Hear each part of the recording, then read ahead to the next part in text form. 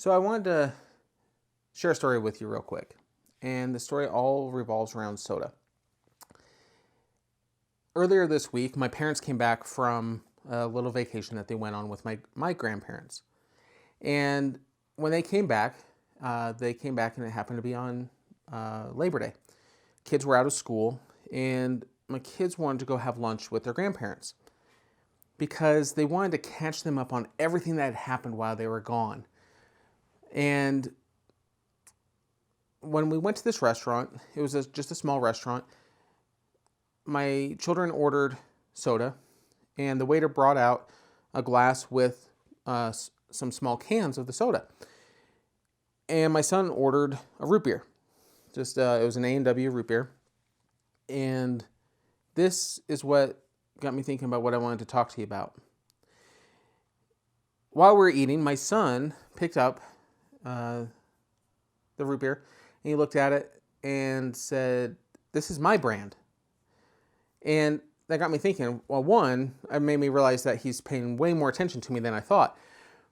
But the second thing was trying to figure out why he connected with the brand. And so I asked him, well, what makes it your brand? And he said, it has my initials, A.W., with his name being Aiden Wyatt. And that got me thinking about brand connections and what we do as branders to connect with brands and help people connect with our brand.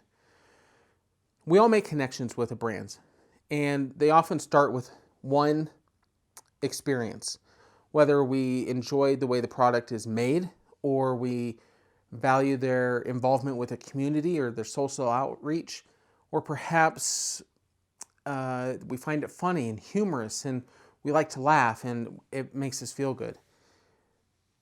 Whichever reason, it's a starting point. And after that starting point, we make these micro connections, and these connections start forming in our brain, and it starts making it to where we think about the brand more and we feel it's a part of who we are.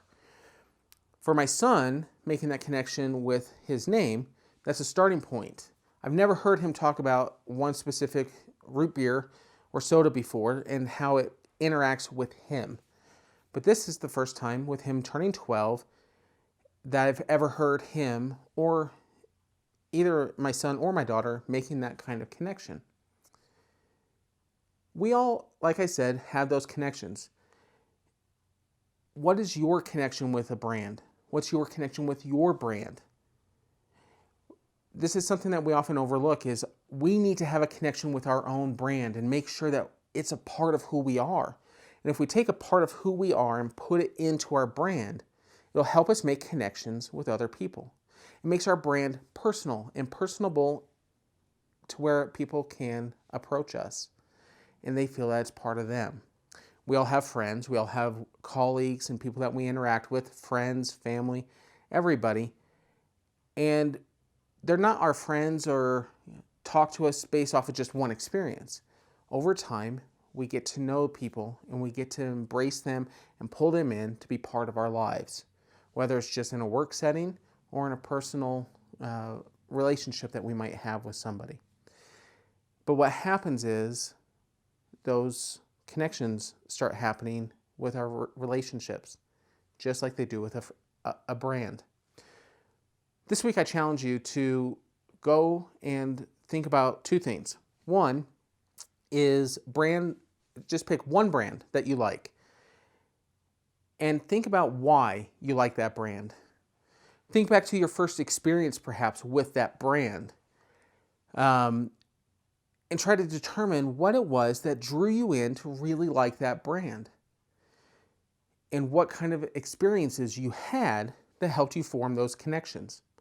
The second thing is to think about your brand and how other people view your brand and what opportunities and connections they make.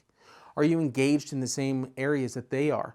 Do you share the same kind of humor that they enjoy? Do you have the social outreach that other people want? Find out whether or not your connections coincide with their expectations to help them make a connection with your brand. And as you do this, you'll make your brand better.